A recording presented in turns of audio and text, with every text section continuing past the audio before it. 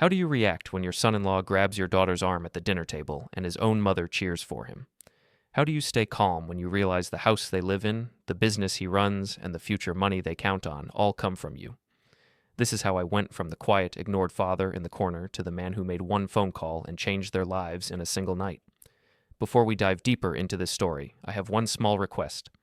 Please subscribe, drop a like, comment, and hit that hype button to boost this channel so more people can discover these incredible stories.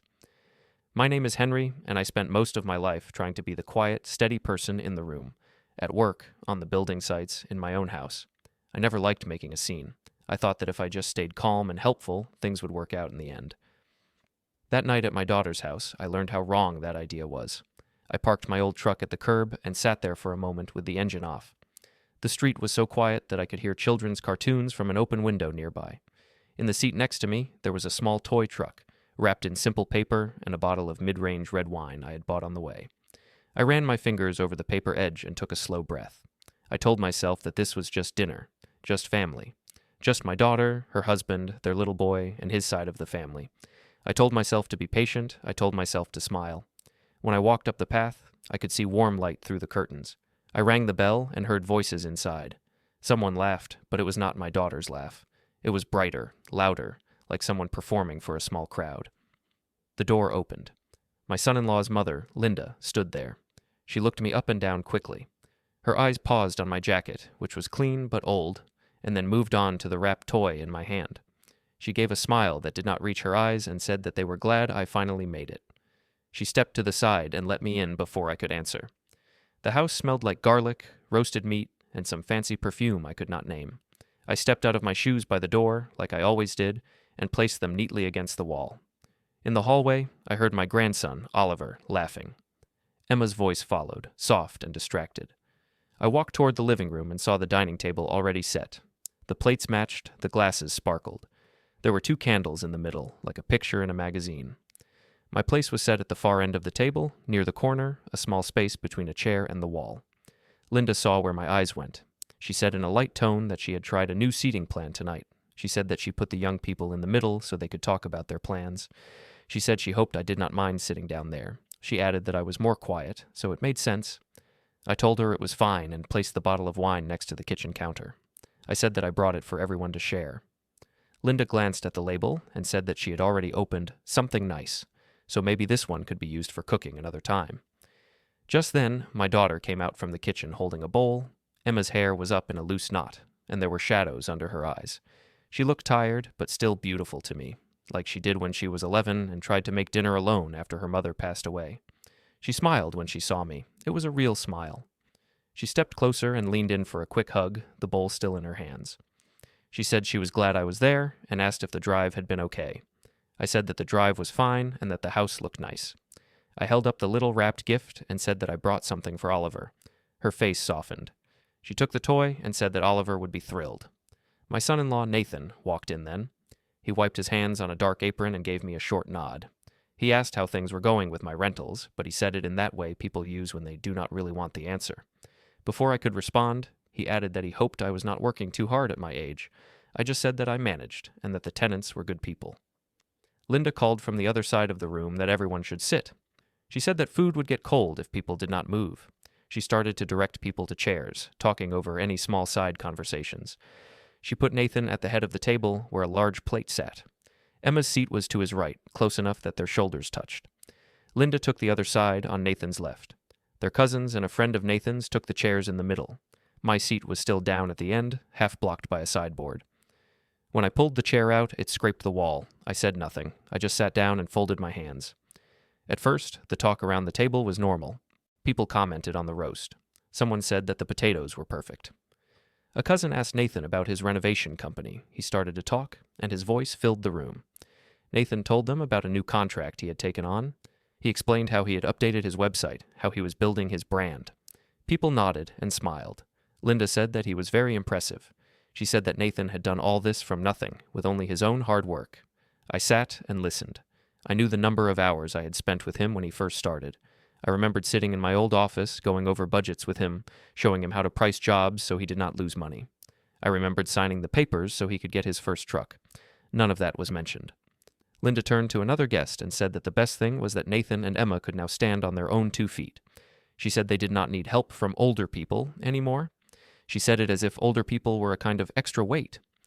One of the cousins laughed and looked down the table at me. He said that it must feel strange to watch the next generation move ahead so fast. He said it in a way that sounded kind but did not feel kind. I felt my ears grow warm. I took a sip of water and told myself to breathe. I said that I was proud of Emma and that she had always worked hard. That was all. When the food reached me, the dishes were almost empty. I took small portions without saying anything. I did not want to sound like I was complaining. I watched my grandson, who was in a high chair near his parents.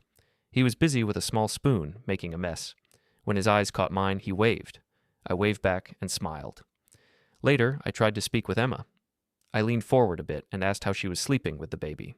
I asked if she was still thinking about going back to work part-time like she had once planned.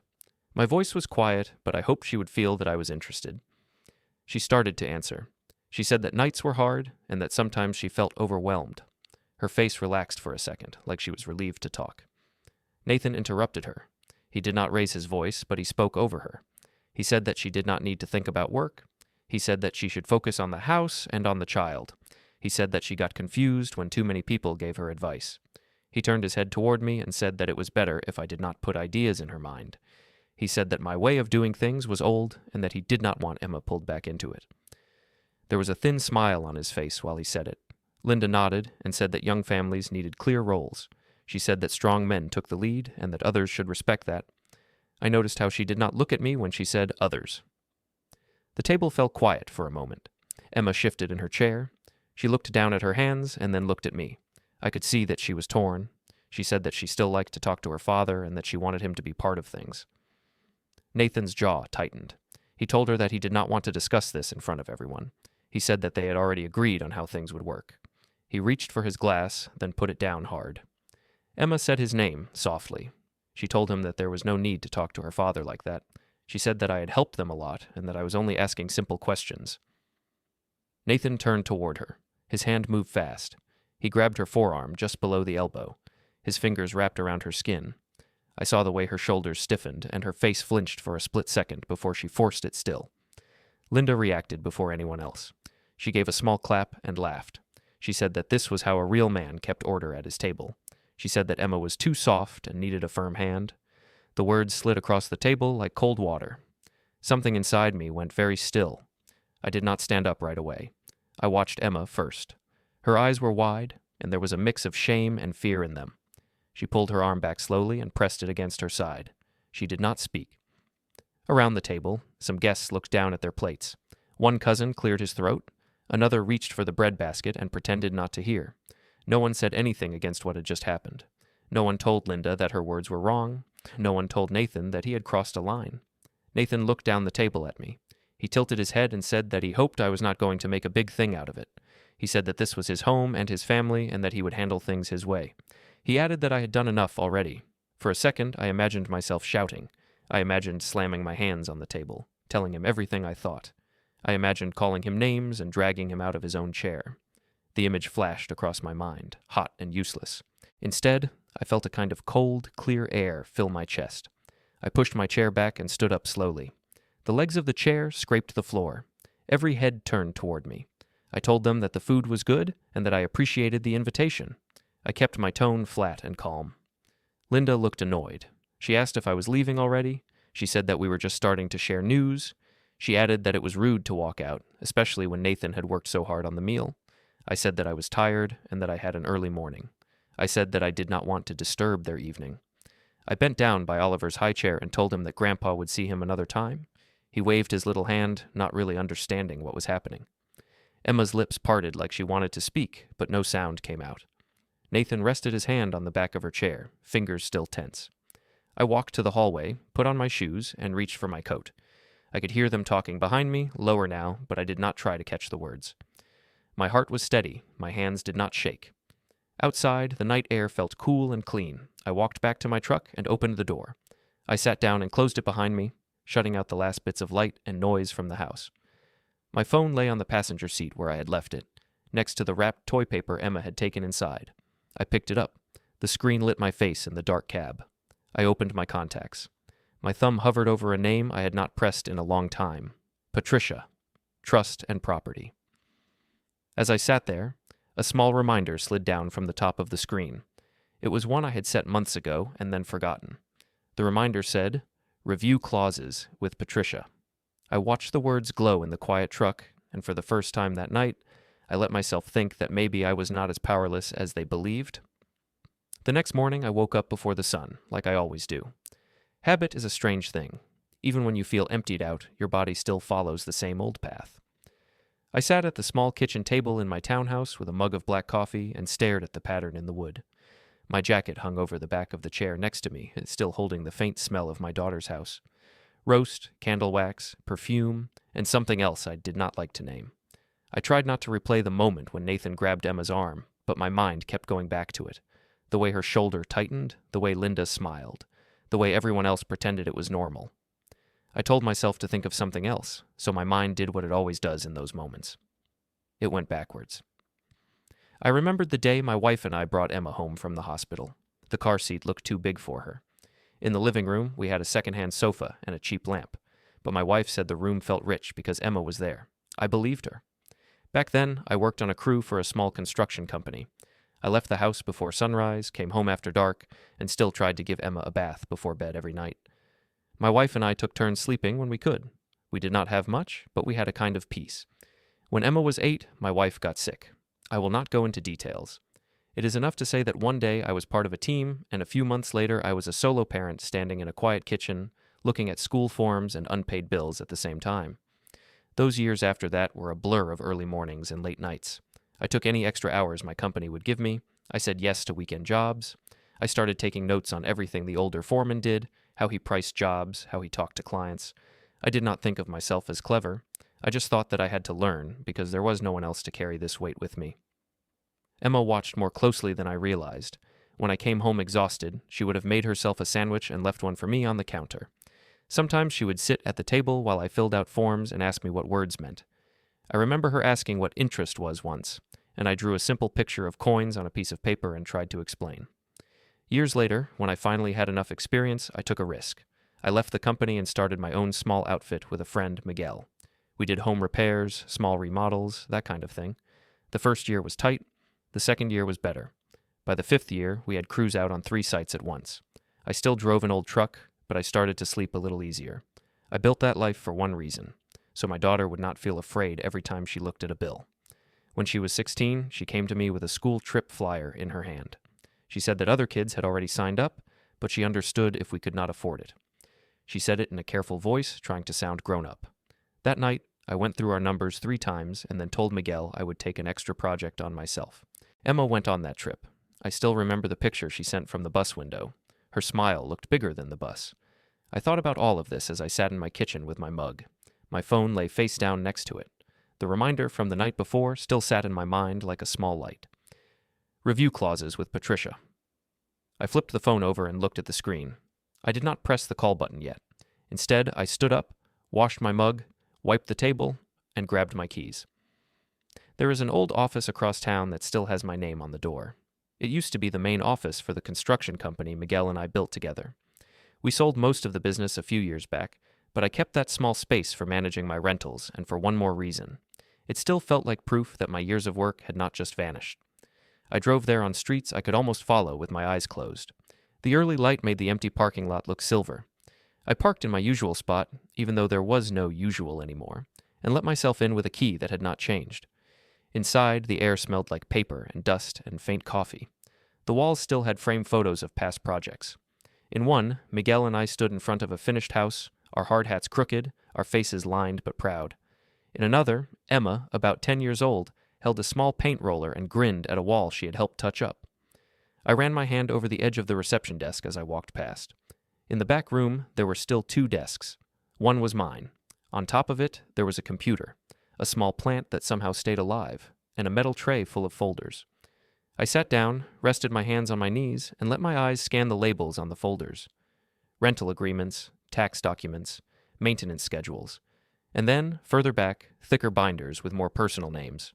Emma, Education Fund, Emma, Trust, House, Emma and Nathan, Heart Renovations, Partnership. Seeing their names together on that last one made my jaw tighten. I did not open anything yet. Instead, I leaned back and closed my eyes for a moment. My mind tumbled further back to the first time I met Nathan. Emma had called and said that she wanted me to meet someone. She sounded bright in a way she had not sounded in a while. She asked if I could come to a small restaurant near her work one evening. I said yes, of course. I remember walking into that Italian place with its red tablecloths and old pictures on the walls. Emma sat at a corner table with a man beside her. Nathan stood when he saw me. He was in his mid-20s then, with a sharp haircut and a smile that came quick. He reached out his hand and said that he had heard a lot about me. Emma watched us closely, pleased. She explained that Nathan worked in renovation too, that he had ideas for his own company. Nathan talked about how he wanted to focus on modern design, small houses, young clients. He spoke fast, his hands moving as he described his plans. He said he did not want to be stuck under anyone else's rules for long. I listened. I asked him a few questions about budgets and timelines. He brushed some of them aside and said he would figure those parts out. Emma looked between us, a bit nervous. She did not want it to turn into a test.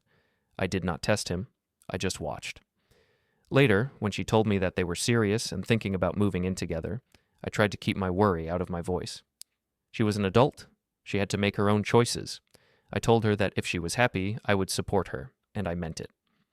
The first time I met Linda was at a small gathering at her house. Emma wanted both families in the same room. She hoped we would all get along.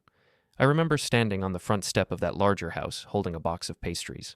The lawn was freshly cut, the fence painted, the door a shiny dark color. Linda opened the door with a wide smile. She wore a bright dress and strong perfume. She welcomed me in, but the welcome felt like something she had practiced in a mirror. Inside, she walked me through the rooms as if she were guiding a tour. She pointed out the imported rug, the custom cabinets, the framed pictures from trips. She said that she had worked hard for this life and that she had high standards for her son and his partner. When she introduced me to her friends, she said that I was Emma's father and that I did construction. There was something in the way she said it, as if construction were a single small thing, not the full weight of my life. A couple of her friends gave polite smiles and asked no follow-up questions. At dinner that night, she put Nathan at the head of the table and called him the future of the family. When Emma tried to mention how I had helped with her schooling, Linda changed the topic to Nathan's ideas for a new business. She asked him to talk about his plans, and he did. I listened, silent at the edge of the conversation. Months later, when Emma and Nathan said they wanted to buy a house, they came to me. Emma sounded nervous on the phone. She said that they had saved some money, but not enough for the place they wanted. She said that the bank was giving them a hard time because Nathan's income went up and down with his jobs. I met them at my old office. Nathan talked about the house they had found, how it was in a good school district, how it had the right kind of kitchen for the content he wanted to post online. Emma sat with her hands wrapped around a mug of coffee and watched me. I looked over the numbers and told them the truth. They were close, but not there yet. I said that with a bit more saving, they could handle it on their own. There was a short silence. Emma's shoulders sagged. So I made another choice? I told them that I could help. I said that I could provide the down payment and structure it as a loan. I said that until they paid it back, the deed would stay in my name, but that I would not interfere with their daily life. They both brightened at once. Nathan started to talk fast again, thanking me, promising that they would pay me back as soon as the business grew. I asked him how his business was going. He admitted that he had more ideas than funds. He said that he needed better tools, a newer truck, some marketing. I looked at him and saw a younger version of myself, but with more flash. So I made another choice. I told him that if he was serious, I could invest in his company as a partner. I said that I had learned a few things over the years and that I could help him avoid some mistakes. He agreed at once. He said that he knew he could count on me. Later, when I sat with Patricia and Miguel to draft the paperwork, they both gave me the same look. It was not a happy look or a sad look. It was a careful one. Patricia asked if I was sure I wanted to tie so much of my money to my daughter's partner. Miguel reminded me that business and family can mix badly. I said that I trusted Emma. I said that I wanted to support her life. I said that Nathan just needed guidance. Patricia nodded slowly and said that if we were going to do this, we should do it properly. She suggested clear terms for the house loan, for the partnership, and for a trust for Emma's future. She used calm, precise words. I just tried to follow. Back in the present, in my quiet office, I opened my eyes and reached for the metal tray. My fingers rested on the edge of the folder labeled Emma. Education Fund, then slid to Emma. Trust. I pulled it out but did not open it yet. I took it as a sign that I had not imagined my careful planning all those years ago. I put that folder aside and picked up the next one. House, Emma and Nathan. Then the next, Heart Renovations, Partnership. I stacked them neatly on the desk in front of me. The weight of the paper felt heavier than it should have. As I sat there, the office door opened. Miguel stepped in, carrying a bag with 2 coffees. He still had the same slow walk and easy half smile he always had. He said that he had seen my truck outside and guessed I might be here. He handed me one of the cups and sat opposite me. He asked how I was doing. I told him that I had been better. I told him, in simple words, about the dinner, about Linda, about Nathan, about Emma's silence. Miguel listened without interrupting. When I finished, he let out a slow breath and shook his head. He said that people forget where things come from when life gets comfortable. He reminded me of something I had told him many years ago when we were young and trying to sign our first big contract. He said that I once told him to never sign anything you do not understand and to always keep a copy where you can find it. As he said that, his eyes dropped to the stack of folders on my desk. Mine followed. For the first time since the dinner, I felt something other than hurt. I felt a small, steady line of focus. I realized that I had not just given away my work and trust for nothing. I had done it through clear agreements with people I trusted guiding me. I had not wanted to use any of that. I never thought I would need to. But as I looked at the folders and remembered the reminder on my phone, I understood that I had allowed others to tell a story where I was just a background figure. The real story was sitting right there in brown paper and ink. I closed my hand around the top folder, feeling the rough edge under my fingers. For years, I had tried to avoid conflict. I had told myself that keeping peace was more important than calling out disrespect. Sitting in that old office with Miguel's words in the air and the weight of the documents in front of me, I started to wonder if my idea of peace had just been another way of letting people walk over me. I sat there with my hand on the folder and that question in my mind. How many times had I told Emma when she was young that she should stand up for herself? How many times had I told her not to let people decide her worth for her? Somewhere along the way, I had stopped doing that for myself. I had started choosing silence so often that everyone around me took it as my natural state. Miguel drank his coffee and watched me. He did not push. He just waited. I opened the top folder, the one about the house, only a little. I saw my name printed clearly on the first page. Below it, in smaller letters, Emma's name and Nathan's name. There were signatures at the bottom. Mine, Emma's, Nathan's, Patricia's stamp. I did not read the full page. I did not need to. Just seeing my name in that position reminded me of who had actually carried what. I closed the folder again and put it back on the stack. I was not ready to go through every line there at the desk. What I needed first was something else. I needed clarity. Miguel cleared his throat and asked what I was thinking. I told him that I had always believed the best way to hold a family together was to avoid fights. I told him that, at that dinner, I had watched my daughter flinch and everyone else look away. I said that my silence had not protected anyone. It had just made it easier for others to keep doing what they were doing. Miguel nodded slowly. He said that sometimes people confuse peace with control. He said that if one side is always silent and the other side is always loud, the quiet one is not living in peace. He is just disappearing. His words sat between us, simple and heavy. I looked at the folders again. House, trust, partnership. Each one was a record of a time when I had stepped up, taken a risk, signed my name so others could build their lives. None of that matched the picture Linda liked to paint of me as an old extra at the edge of her son's story. Miguel finished his coffee and stood up. He placed a hand on my shoulder and said that I should talk to Patricia. He reminded me that she knew every part of these agreements and that she had always been on my side. Then he left, closing the office door softly behind him. The room felt quiet again, but it did not feel as empty as it had when I first walked in.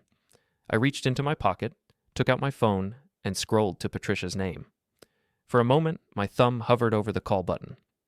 Part of me still wanted to believe that the dinner had been a strange one-time lapse, that Nathan would apologize, that Linda would realize she had gone too far, that Emma would call, voice shaking, and say that she was sorry she did not speak up more. Another part of me knew better. I pressed the button. The phone rang twice, then Patricia answered. Her voice sounded just like it always had. Calm, a little rough from too much coffee and too many years of talking to people in trouble. She asked how I was. I told her I had been better. I said that I was sitting in my old office looking at the house folder and the partnership folder and the trust folder. I did not go into every detail about the dinner, but I told her enough. I said that I needed to understand my position, not to start a fight, but to stop feeling like I was at everyone else's mercy. Patricia listened without interrupting. When I finished, there was a brief pause. Then she said that she still had all the original copies in her own cabinet. She said that we had been careful when we wrote them and that she had not forgotten the reasons why. She asked if I could come by her office in the next few days. I said yes. She gave me a time and told me to bring whatever copies I had kept. She also told me one more thing before we ended the call. She said that whatever else happened, I should remember this. I had not begged anyone for favors. I had made fair agreements, and I had kept my side. That mattered. After the call, I stayed in the chair for a long minute, phone still in my hand. Then I slid the 3 folders into a plain brown envelope and tucked it under my arm. On my way home, I drove past Emma and Nathan's house. I did not plan it that way. My hands just turned the wheel. I told myself I only wanted to see if the porch light was on. It was. The curtains in the living room were half open. I slowed the truck a little, keeping far enough away not to look like I was watching on purpose. Through the window, I could see Linda moving around the dining area, picking up plates. Nathan sat on the sofa, phone in hand, laughing at something on the screen. Emma was in the corner, picking up toys from the floor. At one point, Oliver toddled toward the sofa with his arms stretched out. Nathan looked up for a second, lifted him onto his lap with one arm, and then went back to his phone. Linda said something from the table. They both laughed. Emma's mouth was a straight line. I looked away and pressed the gas. The next day, I decided to stop by without calling. I told myself that maybe I could catch Emma alone for a few minutes, bring her some soup from the place near my house, check how she was doing. I parked in the same spot as before and walked up the path with a paper bag in my hand. The grass was neat, the porch steps were clean, the house looked like a picture in a brochure. I rang the bell. This time, it was Linda who opened the door again. She did not smile as wide as she had the first time we met. She leaned her shoulder against the frame and looked at the bag in my hand. She asked if everything was all right. Her tone suggested that I had turned up because something was wrong, not because I wanted to say a simple hello. I said that I had been in the area and thought I would drop off some soup for Emma. I said that I wanted to see how she was doing. Linda let out a small sound that was not really a laugh. She said that surprise visits were not ideal. She said that Emma was resting and that the child had a schedule. She explained, in that slow, patient way people use with children, that it was better if I called first before coming over. I said that I understood schedules. I said that I would not stay long. I leaned a little to the side to see past her, but she shifted too, blocking the view. She said that they had agreed as a family that any time with Oliver needed to be planned. She said that they did not want too many different influences around him. She added that they were trying to keep things calm and modern, and that my old ways could be confusing for a young child. I felt the weight of the bag in my hand grow heavier. I asked, as gently as I could, if Emma knew I was here. Linda said that she would not wake her for this. Then she gave me a smile that had no warmth and said that if I wanted to spend time with Oliver, I could send a message in advance and they would see where it fit. Behind her, in the hallway, I heard a small voice. Oliver was saying something about his toy truck. Then I heard Emma's voice, low and tired, telling him to come back to the living room. I wanted to step forward. I wanted to call out. Instead, I stood on the mat and felt the edge of the door between us. I realized how much power Linda held in that moment, not because she owned the house, because she did not. Not because she paid for their life, because she did not, but because I had allowed her to stand at the doorway of my own family and act as a gate.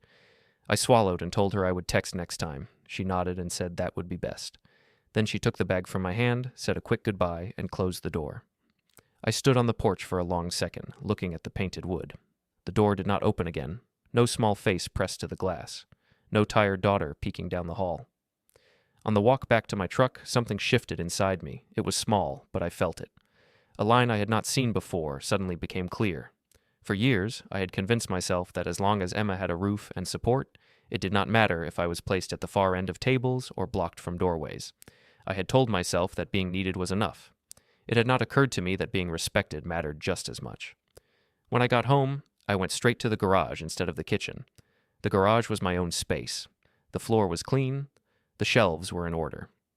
Against the far wall, there was an old wooden workbench, and above it, a set of metal cabinets. I switched on the light. The bulb hummed and then settled. On the workbench, there was a small radio, a lamp, and a few tools laid out in neat rows. In the cabinet above, there were more folders, some old tools wrapped in cloth, and a box of family photos. I placed the brown envelope from the office on the bench and opened it. The 3 folders slid out, fanning across the wood. I stood there for a while, looking at them without touching. The house, the trust, the company. Each one represented a bridge I had built for my daughter and her chosen family. Each one was being used to support a version of life where I was meant to stand outside and knock before being allowed in. I pulled out the small desk lamp and turned it on. The light made a clear circle on the bench. I reached for the folder about the partnership first. I opened it and scanned the first page. The words blurred a little, not because I could not read them, but because of what they stirred in me. I saw the date. I saw my signature. I saw Nathan's signature. I saw the line that named me a partner with a controlling share until certain conditions were met. I remembered sitting in Patricia's office, going through each section, asking her to explain the parts that confused me.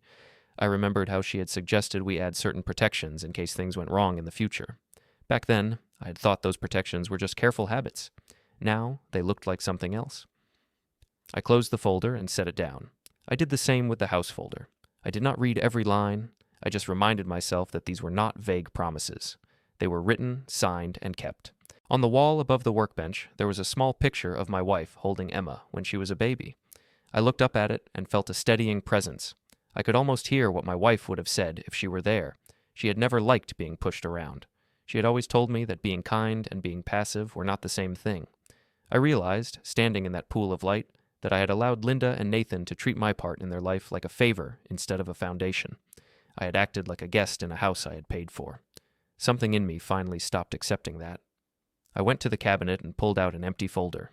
It was plain, with no labels yet. I sat down on the small stool by the workbench and opened it. Inside, I placed a blank sheet of paper. At the top edge, in clean letters, I wrote the family name they all shared now. Then, under that, I wrote a single word, boundaries. I slipped copies of key pages from each folder into that new one. Not the whole agreements, just the parts that mattered for what I had in mind. I did it slowly, not in anger, but with the same care I used to measure boards before cutting them. When I was done, I closed the new folder, held it in both hands for a second, and then placed it in the center of the bench. My phone buzzed. It was a message from Emma. She wrote that things had been tense the night before and that Linda thought I had overreacted. She added that she hoped I understood that Nathan was under pressure and that they were trying to create a calm environment. I stared at the message. My first instinct was to type back something soft, to smooth over the edges, to say that it was all fine and that I did not want to cause trouble. Instead, I typed only this. I hear you. I need some time to think. We will talk soon. Then I put the phone down face up on the workbench next to the new folder. The screen dimmed, leaving the label in front of me as the brightest thing in the room. After a long moment, I reached for the folder again and slid it into the brown envelope with the others. Tomorrow, I would take all of it to Patricia. Tonight, I let myself sit in that garage, feeling not rage, but something that felt stronger in the long run. I felt clear. Patricia's office building was one of those older brick places on a corner downtown. It did not look special from the outside. A simple sign with her name, some potted plants by the door, a buzzer that stuck a little when you pressed it. I had been there many times in the past, mostly for things connected to Emma. Still, walking up the steps that morning felt different. The brown envelope with the folders was under my arm. It felt heavier than it really was. Inside, the waiting room smelled like paper and coffee. There were a few chairs, a low table with magazines, and a plant that somehow looked healthier than the one in my office. Patricia's assistant looked up, gave me a kind smile, and said that Patricia was expecting me. She told me to go right in. Patricia's office had tall windows and wooden shelves from floor to ceiling. Folders and binders lined the walls. A picture of her family sat on the corner of her desk, beside a mug with old pens. She stood when I walked in and came around the desk. She did not offer a hug, but she put both hands over mine for a second when we shook. It was her way of saying that she was glad I was there. She asked how I was holding up. I told her I was tired and that I felt like a guest in a life I had paid for. She nodded, not surprised, and pointed to the chair across from her. I sat down and placed the envelope on the desk between us. She opened it, took out the folders, and looked at each label with a small nod. House, trust, partnership. She said that she remembered drafting every one of them. She said that my wife had sat in that same chair for some of those meetings, asking careful questions about Emma's future. Hearing that made my throat feel tight for a moment. Patricia asked me to talk her through what had happened lately. I told her about the dinner. I told her about the way Linda spoke to me, the way Nathan dismissed me, the way Emma sat quiet. I told her about the arm on the table and the flinch and the strange cheer that followed. I told her about the doorway visit, about being told to make appointments if I wanted to see my own grandson. I did not raise my voice. I just laid each piece on the table, like tools lined in a row. Patricia listened with her fingers pressed together. Now and then she asked a short, clear question. How often had this happened? How long had I been blocked from simple visits? Had money from the trust or from me gone to pay for things in their house or in Nathan's company? By the time I finished, the room felt very still. She opened the house folder and scanned a few pages. her lips moving silently as she read. Then she opened the partnership folder. She did not describe every line out loud. She did not have to. She had written most of it. She closed the files again and looked up at me. She said that I had done something many parents do. I had tried to set my child up for a safe life, and I had trusted the people she loved. She said that the problem was not that I helped. The problem was that the help had turned into something that gave others a sense of entitlement, not gratitude. I asked her what, exactly, my position was now. Not in an emotional way, in a plain, practical way. I told her that I did not want to act in anger. I wanted to know the facts. So she told me. She said that as things stood, the house was still in my name, with clear steps in place for Emma and Nathan to take full title once certain terms were met. She reminded me that we had added specific conditions connected to respect and ongoing contact with family because my wife had been very firm about that before she passed. Patricia said that the partnership agreement for Nathan's company named me as a partner with real control as long as certain loans were unpaid and as long as my support was still in use. She said that I had the power to change that support if I believed the situation was harmful or plainly unfair. As for the trust, she said that payments linked to Emma's future could be adjusted under some circumstances. She did not read out the full clause, but she pointed to a section with her pen and told me that we had already thought about the risk of someone joining the family and pushing me out. I sat back and let this sink in. I had known, in a vague way, that I still held some formal power. But hearing it laid out like that, in calm words, was different. It was one thing to feel that you have some say. It is another to be told that your name is still written in black ink at the top of important pages. I told Patricia that I did not want to hurt Emma. I said that my first concern was Oliver and that I wanted him to grow up in a stable home. She said that she understood. She also said that allowing a pattern of disrespect to continue was not a good lesson for him either. I asked her what options I had that stayed within the law and did not escalate things into chaos. She began to outline general paths. She talked about notices, timelines, chances to correct behavior, meetings where things could be explained. She stressed that nothing needed to be loud or cruel. It just needed to be clear and firm. She suggested that we gather fresh copies of all records, the current house status from the bank, the loan details, the property register at the courthouse. She said that seeing everything at once would help us decide the exact steps. I agreed. When I left her office, the air outside felt thinner. The day was bright, but all I could think about was paper. Paper with my name, Emma's name, Nathan's name. Paper that had always been there, waiting. The bank was a short walk away. Inside, it was all glass and light and quiet music. A young man in a suit greeted me and asked how he could help. I told him I needed to talk to someone about a mortgage and a line of credit where I was the main person responsible. He checked something on his screen, then led me to a smaller office with a glass wall. Another person came in, introduced herself, and shook my hand. She asked for my ID and pulled up the accounts. I watched her eyes move left to right as she read. She confirmed that the house loan was tied to me, with Emma and Nathan as occupants and eventual owners if certain amounts were paid. She confirmed that the business line of credit was in my name as the guarantor, with Nathan's company as the user. She printed some summary pages and slid them across the desk. She did not explain every detail.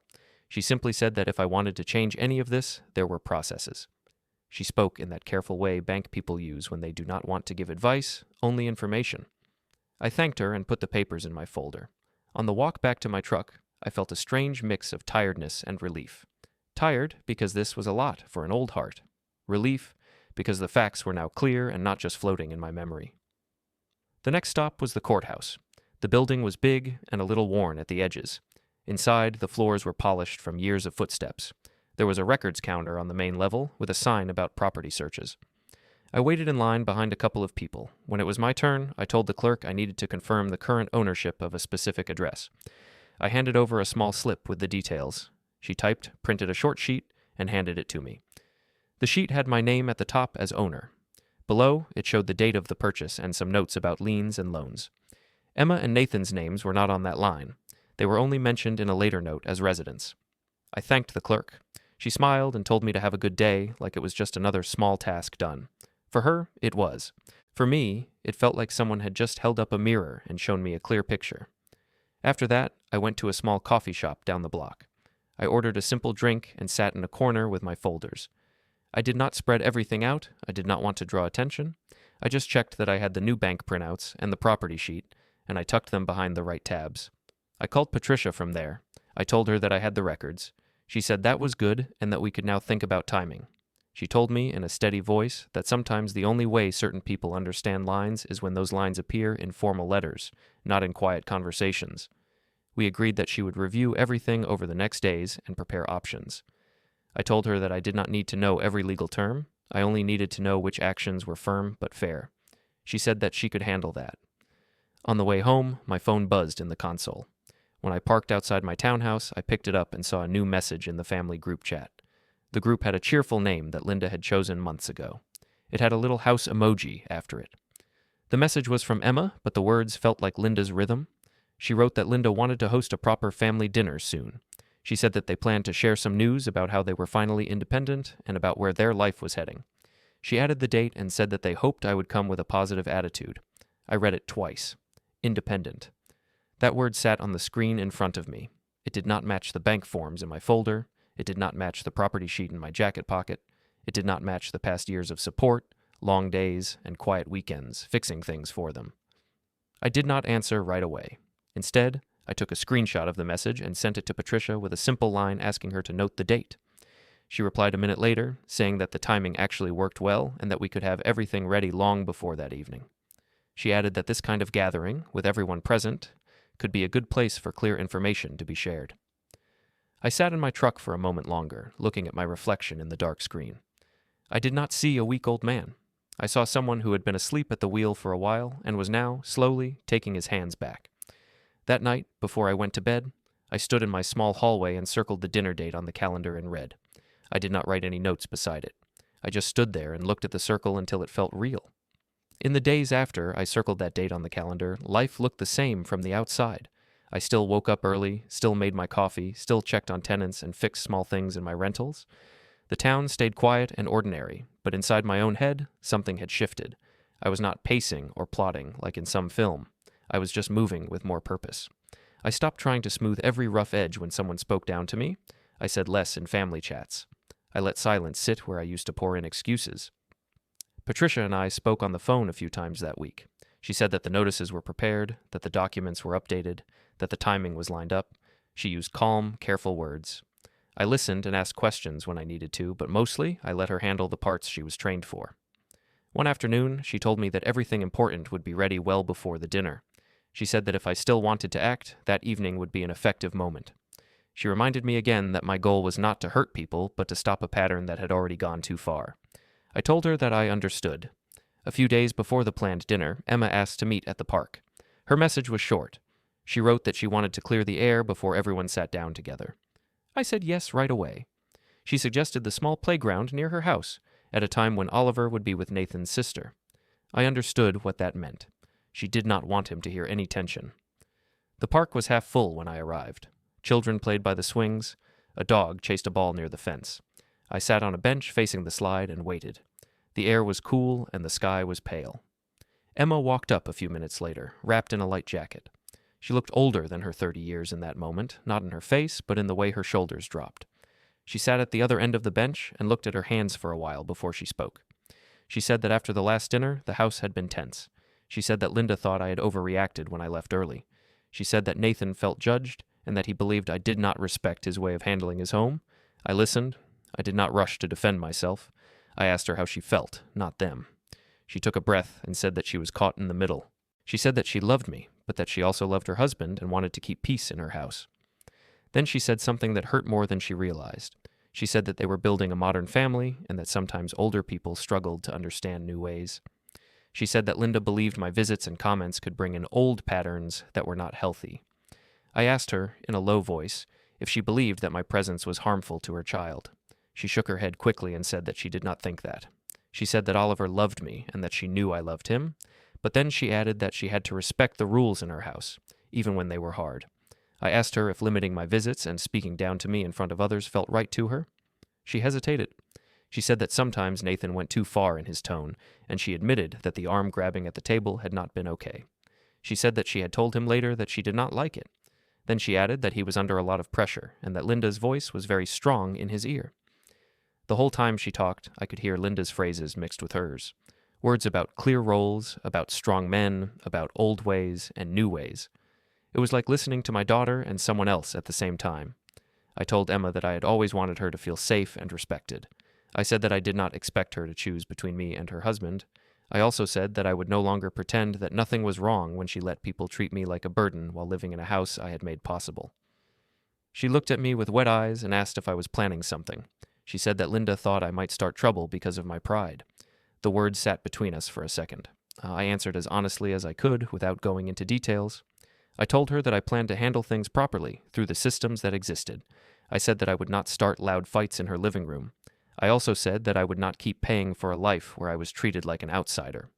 She asked if this meant she and Nathan would be out on the street. I told her no. I said that I was not interested in punishing her, and that I would not see my grandson without a roof. But I added that help from me would come with respect, not contempt. We sat in silence after that. Children laughed on the swings. A little girl ran past with a kite. Emma wiped her eyes and said that she needed time to think. She asked if I would still come to the dinner. I said yes. She nodded, stood up, and walked away slowly, her hands pushed deep into her pockets. When she was gone, I stayed on the bench for a while, watching the empty slide. I thought about all the times I had told myself that being the quiet one was the same as being the strong one. At that park, with the wind moving through the trees, I realized that sometimes strength looked like a clear no, not a gentle yes. On the day of the dinner, I woke before my alarm. I showered, shaved, and chose a clean shirt and jacket. Nothing fancy, just my best clothes. I wanted to look like myself, not like a version Linda would call improved. Before I left the house, I went into the garage and opened the cabinet above the workbench. The brown envelope waited there, now holding fresh letters and forms Patricia had given me. I did not need to read them again. I only checked that they were where they should be. The plan did not depend on me giving any speech. It did not depend on me raising my voice. It depended on paper, signatures, and the people who handled such things as their daily work. That was the point. I was not stepping outside the rules. I was using them. My phone buzzed with a short message from Patricia. She wrote that everything was in motion, that the people who needed to be there had been informed of the time and place, and that they would handle their parts calmly. She told me to stay steady and speak only when necessary. I placed the phone back in my pocket and took one last look at the picture of my wife on the wall. I told her in my head that I was trying to honor what we had wanted for Emma, a strong life, not a comfortable lie. The drive to Emma and Nathan's house felt longer than usual. The sky was streaked with thin clouds, and the streets were almost empty. When I parked at the curb, I could see warm light through the front window again, just like the last time. I walked up the path with a small wrapped book under my arm, a storybook I had found for Oliver. It was about a bear who built his own house. It felt fitting, even if Oliver was still too young to catch the lesson. Emma opened the door this time. Her eyes were tired, but she gave me a soft smile and stepped aside to let me in. She said that she was glad I came. Her voice had a careful tone, like she was waiting for something to go wrong. Inside, the table was set again, even more neatly than before. Linda moved around, straightening napkins that did not need straightening. Nathan stood near the kitchen island with a drink in his hand, telling a story to one of his cousins. He glanced over when I entered, gave a short nod, and went back to his story. I handed the book to Emma and said it was for Oliver. She thanked me and placed it on a side table. Linda saw it and said, in a sweet tone, that it was nice that I brought something simple, since they were trying not to clutter the house with too many old objects. I replied that it was just a book and that I hoped Oliver would like the drawings. I did not rise to the bait. I did not joke along either. I just let her words hang there, unsupported. When it was time to sit, Linda directed everyone again. Nathan took the head of the table. Emma sat to his right. Linda sat to his left. The cousins and a friend filled in the middle. My place was at the far end, like before. I pulled out the chair and sat down without comment. The dinner started with small talk. People asked about work, about the weather, about some show they all watched. Nathan told another story about a client who had been impressed with his designs. Linda praised him again and said that he was finally showing the world what he was capable of. At one point, Nathan raised his glass and told the table that they had made a big step. He said that he and Emma would soon be fully independent, and that this dinner was to celebrate that. Linda clapped her hands lightly and said that they were proud to be moving beyond old supports. My fork paused over my plate. I looked at Emma. Her smile was small and fixed. She did not look at me. Nathan continued. He said that they planned to buy out any remaining help from older family members. He said that they wanted to stand on their own without strings. He said that this would be better for everyone. Some of the guests nodded and raised their glasses. Linda looked down the table at me and said that it must feel good to see the next generation flying on their own wings. There was a shape in her words that did not fit the facts, but she did not seem bothered by that. I did not argue with her story, I just listened. Every sentence she and Nathan said made it clearer that they had started to believe their own version of how this life had been built. In their version, I was a minor detail. Then the conversation turned, like it always did, to parenting. Linda talked about routines and rules. Nathan said that discipline was important. He said that children needed to know who was in charge. Linda nodded with satisfaction. Emma made a soft remark about wanting more patience in the house, about feeling exhausted and sometimes needing help. Nathan's face tightened. He told her that she should not complain in front of guests. He said that she had everything she needed. His voice stayed low, but the edge was there. Emma said that she was only being honest. She glanced down the table at me for half a second, then looked away. That tiny look was full of old memories. Late-night talks, shared worries, small jokes when things were hard. Nathan reached out and placed his hand on her arm again. It was not as sudden as the last time, but it was firm. Emma's posture stiffened. Linda smiled and told him, in a pleased tone, that he was doing well keeping his home in order. The table went still. A cousin coughed. Someone shifted in their seat. No one told Linda to stop. No one told Nathan that he had crossed a line again. I felt the same cold clarity I had felt that first night, only deeper now. This was not a one-time lapse. This was a pattern, and patterns either broke or hardened. I placed my fork down gently on the plate. I folded my napkin and set it beside my plate. Then I pushed my chair back and stood up. Linda asked if everything was all right. Her tone was half annoyed, half amused, like she expected another quiet exit. Nathan looked at me with a slight smirk, as if he was already ready to tell people later that I had walked out again. I told them that I needed to make a quick call. I said that I would not be long. My voice was even. I walked into the hallway, away from the table. The house smells faded a bit. The sound of the conversation turned into a soft murmur behind me. I took out my phone and scrolled to Patricia's name. When she answered, I kept it simple. I told her that everyone was present and that the same line had just been crossed again in front of guests with the same approval from Linda. I said that if we were going to act, now was the time. She said that she understood. She told me that they were already nearby, waiting for my signal. She asked if I was sure. I said that I was. We ended the call. I slipped the phone back into my pocket and took a slow breath. For a second, I stood there in the quiet hallway, looking at the family pictures on the wall. Most of them did not include me. Then I turned and walked back toward the dining room.